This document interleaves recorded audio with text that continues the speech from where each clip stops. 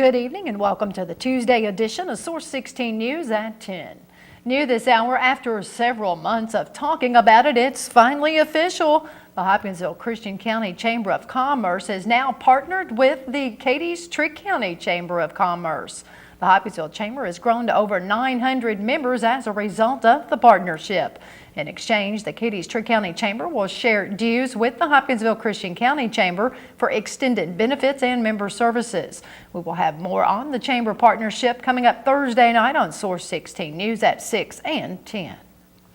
Christian County Fiscal Court unanimously tabled an ordinance this morning that would regulate the collection of voluntary subscriber fees and membership dues for local fire departments.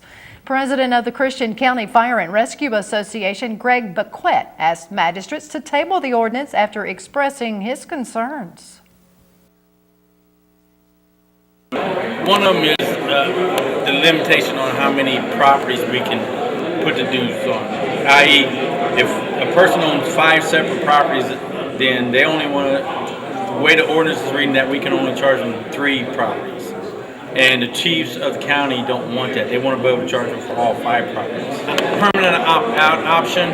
In other words, in the ordinance, they got in there, they want where people can permanently opt out. They don't have to deal with it again. But the chiefs want them to opt out every year because they might change their mind, year from year. And so that's what the rest of the chiefs wanted me to bring forward. In other action, magistrates approved a Pennyroyal State Forest equestrian and mountain biking trailhead facilities grant worth $160,000. Before voting took place, County Attorney Mike Foster expressed his concern about a discrepancy in the standard agreement. On the third bullet point, it requires the local agency, which is you, to guarantee that the facility should be kept open to the public at reasonable hours and times for years or perpetuity, which is forever. And in effect, that is what we normally refer to as an easement. And you don't own the property. So you can't promise to do something. You can't ask anybody to do something they can't do. You can't promise to do something that you cannot keep the promise. Fiscal Court also approved a 2011 Land and Water Conservation Fund resolution worth $150,000. According to Judge Executive Steve Tribble, both grants require a 50% local match. Magistrates then approved a payment request worth over $34,000 to the Trilogy Center and a County Road Aid Cooperative contract and resolution for fiscal year 2012. The next Christian County Fiscal Court meeting is scheduled for April 12th at 8:30 a.m. Students and teachers in the Hopkins County School District are taking advantage of new technology in their classrooms. Instead of using a traditional chalkboard, teachers demonstrated their smart boards by giving turning point quizzes to their students for a leadership group who visited today from the Madisonville Hopkins County Chamber of Commerce. The students in Kara Griffey's 8th grade American history class at Browning Springs Middle School use remotes called clickers to input their answers during tests.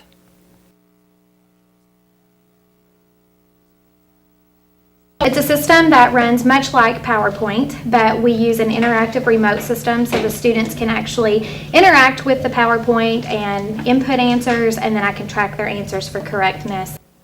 Griffey and her students have the ability to gauge their progress immediately and anonymously at the same time.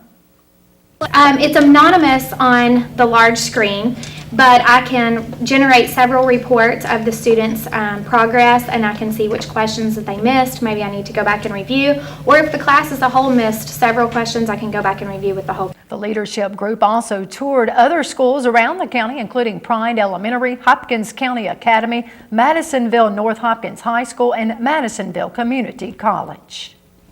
Kentucky Republican candidate John Kemper III says if he is elected state auditor, he wants to put a spotlight on all elected officials. During an exclusive interview with Source 16, Kemper says one of the key changes he would like to see is all revenue and expenditures put online so state residents can see how tax dollars are being spent by our elected officials. Psychology, sociology, or my educational background, one of the first things they taught us was people's behavior changes as soon as they know they're being observed. And we want to use the auditor's office to put a big spotlight on all our elected officials and appointed government folks to let them know we're watching how our tax dollars are being spent. We need them to be good stewards of those dollars. Kemper says the office is really unique and it can be used for cost savings. I think we need to look and see how we've been spending our tax dollars and whether we've been doing that efficiently through financial audits, performance audits, and then we've got responsible for the IT security on the state level. And we believe that there's probably enough cost savings in there to help pay down the $10 billion worth of bonded indebtedness and the underfunded pension liability that the state faces right now, $34 billion. We'd like to use the auditor's office to find some of those cost savings. In addition, Kemper believes the state auditor should be independent of any party affiliations and a steward of our tax dollars. So what we've been asking folks is to allow us to be the guardian of our tax dollars, and having never been in government, no ties to any administration, we believe we can fill that requirement as an independent auditor for the people of Kentucky, and that will work for them, neither party or administration. So regardless of who the governor is or who the legislature is, we're going to work to find those cost savings for the folks of Kentucky. Kemper lives in Lexington, where he attended public schools and then attended the University of Kentucky, where he played football under Coach Claiborne and earned 2 degrees, one in psychology and the other in sociology.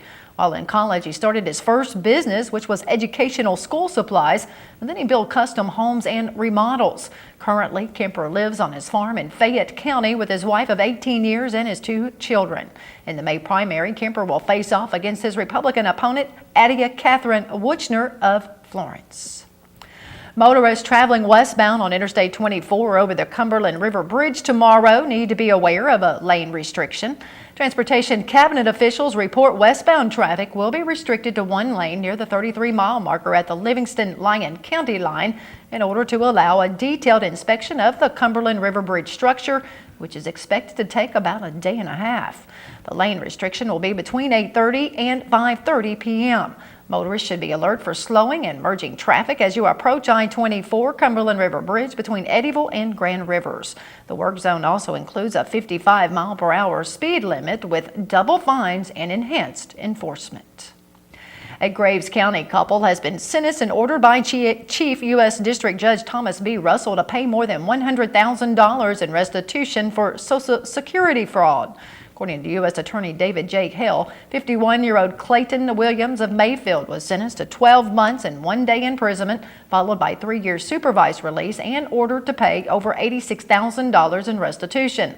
Clayton's wife, 41-year-old Tammy Williams, also of Mayfield, was placed on probation for 3 years, including wearing a location monitoring device for 6 months, and ordered to pay restitution of over $24,000. Court records indicate Clayton Williams was indicted by a federal grand jury in Paducah on June 8th of last year on a single count of fraudulently receiving Social Security disability benefits between May 2003 and March 2009 after reporting that he suffered from an illness and was unable to work. However, an investigation revealed that Clayton Williams returned to work shortly after the onset of his condition using a separate Social Security number for the purpose of concealing his wages during that time period.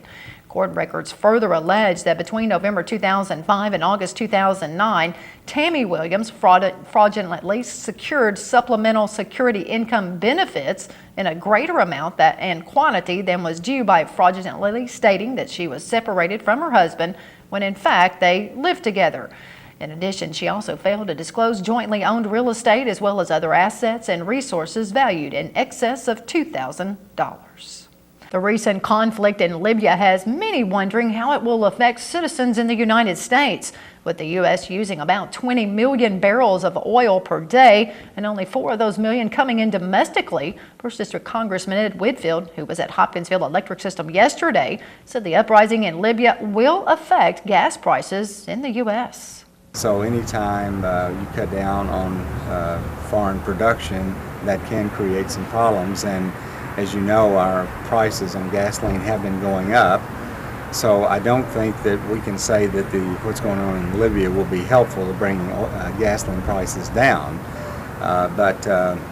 So that's one aspect of it. Of course, the other aspect is just the civil war that's breaking out in Libya right now. Whitfield says the Energy and Power Subcommittee, which he chairs, is looking for ways to combat the issue, but has been running into permit problems.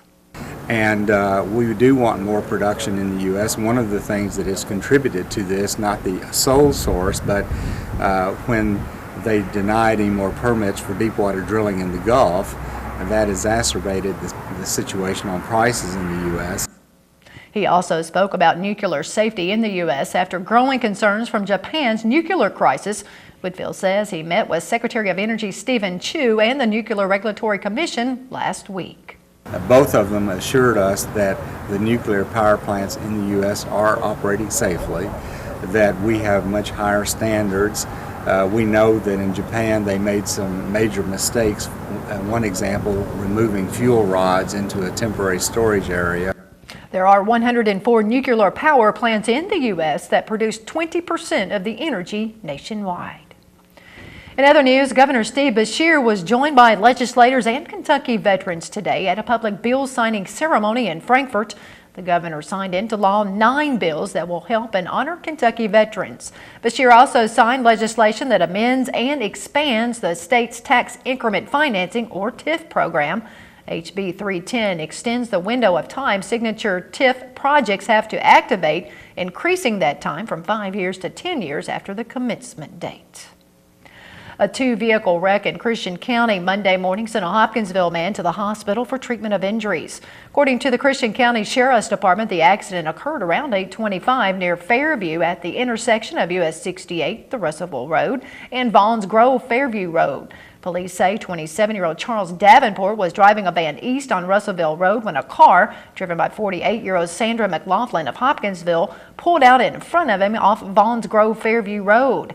Davenport was reportedly taken by private vehicle to Jenny Stewart Medical Center for treatment. Tonight's Mega Millions jackpot is $244 million, and Wednesday's Powerball jackpot is $101 million.